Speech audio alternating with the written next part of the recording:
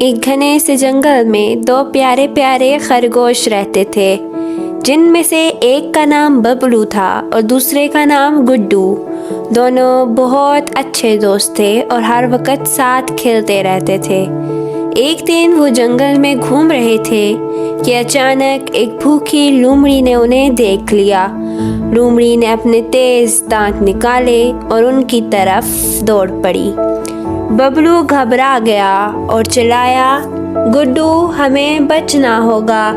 گڈو نے کہا، فکر نہ کرو ببلو، میں تمہارے ساتھ ہوں، ہم دونوں مل کر کچھ نہ کچھ کر ہی لیں گے۔ دونوں نے تیز دوڑ لگائی اور لومڑی کو چکمہ دینے کے لیے ایک درخت کے پیچھے چھپ گئے۔ لومڑی تھک کر واپس چلی گئی۔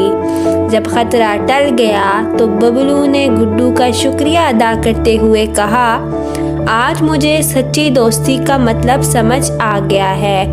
سچا دوست وہی ہوتا ہے جو مشکل وقت میں ساتھ دے۔ گڈو مسکرایا اور کہا، دوستی ہمیشہ ساتھ دینے کا وعدہ ہوتا ہے۔ اس دن سے دونوں کی دوستی اور بھی زیادہ مضبوط ہو گئی۔